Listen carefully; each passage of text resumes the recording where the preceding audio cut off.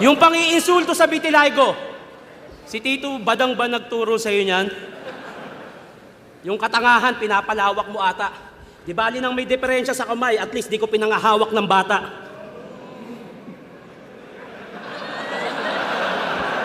Di ba kabatil ng flip-top?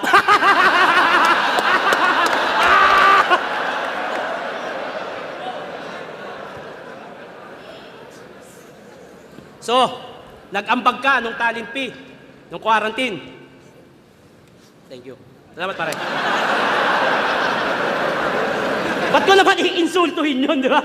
Thank you.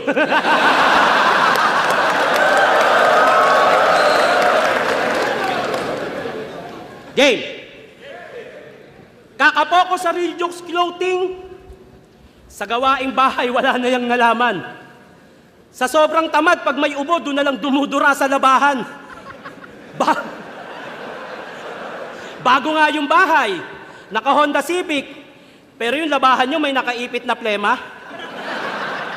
Ikaw ang patunay na ang pagiging dugyot, hindi mapagtatakpan ng pera. Si B mismo nagsabi sa akin ng anniversary. Kung mag-usap kami niyan, bihira. Yan nga din nagturo sa akin kung paano uminom ng tequila. Napakababoy mo raw. Pag nalalasing ka, sinusukahan mo yung mangkok. Puro pansit, sisig, tsaka proben. Kinabukasan, hihigop ka ng sabaw, hindi mo alam, suka mo yun, ininit niya lang sa oven. Deserve! Ba na mga anak mo ng ganyang klase ng ama? Para lang maging top sa klase, magdo-donate ka pa? Puro trabaho nasa utak. Usapang kita, ayaw niya ng failure. Nagpapatibay ng pader, pero wala ng father figure. Kumuha ng tagahatid sundo. Imbis siya ang gumawa, may tagaluto, tagasaing, meron pang tagalaba, katwiran niya, may pera tayo, secured pati ang bills, bumubuo ka ng pamilya na kulang sa memories. Paghatid ko sa anak ko, diretso na ako jogging. Mga anak mo, pag pupunta sa school, walang kasamang daddy.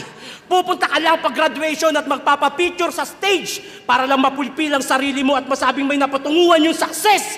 Naalala nyo to? Nasa pagalingan ka pa rin? Nasa pasarapan na ako ng buhay. Talaga? Masarap ba?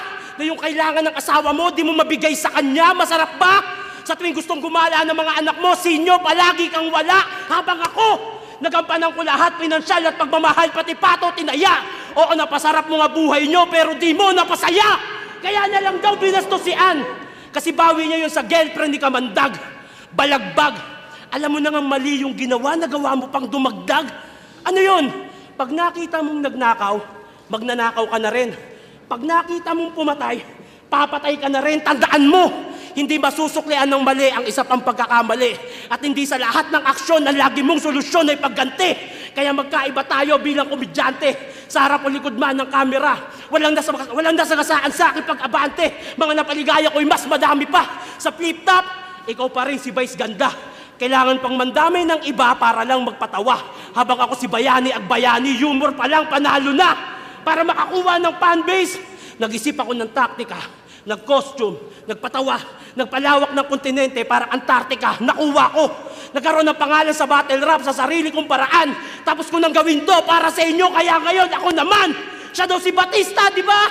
Kahit payat, sinyo scam. Paano mo malalaman itong taba kung ang trip mo, Islam? Ilang taon na tayo nagpapatawa? Goods ka na ba sa ganyan technique, par? 2 most viewed sa battle rap. Panahon na para magpakita ng technical, mag-rap ka!